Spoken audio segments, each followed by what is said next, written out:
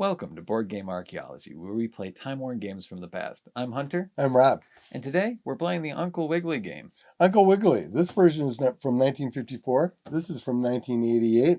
This one is for 4 to 7-year-olds, 2 to 4 players. And this one is 5 to 9-year-olds, 2 to 4 players.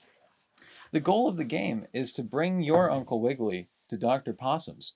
Yep, and they both come with the same board. The differences are on the old board, they go up to 151 squares. On the new board, they go to 100.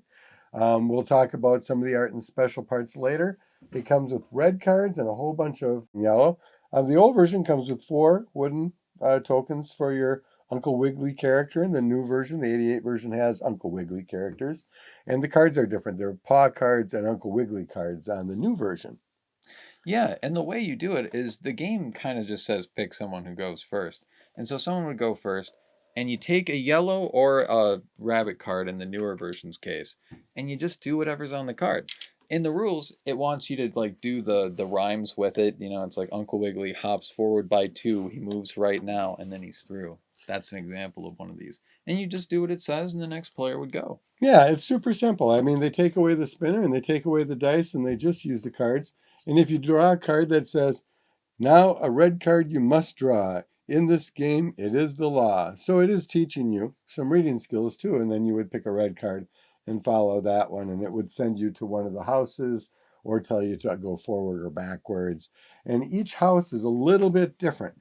And this is kind of what makes the biggest difference between the old version and the new version. The old version was kind of difficult. And that's kind of, I think, why that age bracket might be slightly different.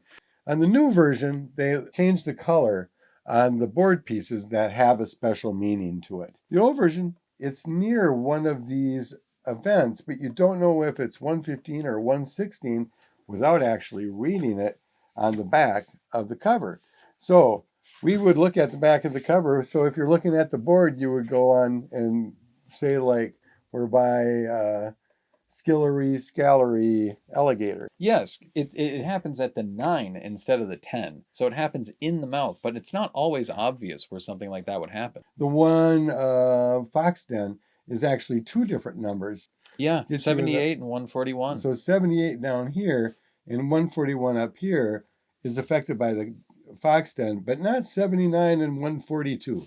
So it's a little convoluted, and the old version is kind of like that. So we totally understand why they just highlighted the color to make it so much easier. They made it very easy to read. And that was a big part of, I think, their 88 release, was that I think they emphasized more of the reading skills. On the cards, they allow, someone where they have the number or a paw print so that even if you can't read, you can still play. And I do like that.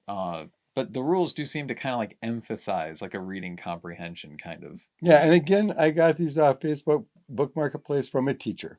So you could see where these would be perfectly used for that.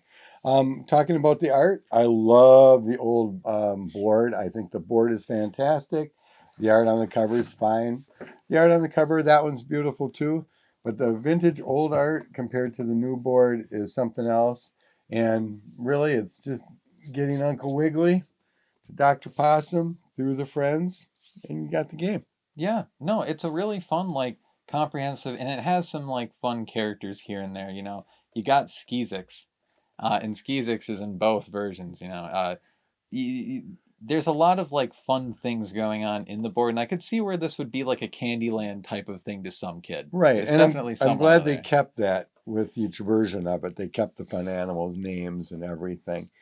And yeah, it's a step up the cardboard characters from the little wooden tokens. So, because I was trying to figure out who Uncle Wiggily was for the longest time. And it's long years. It is long years.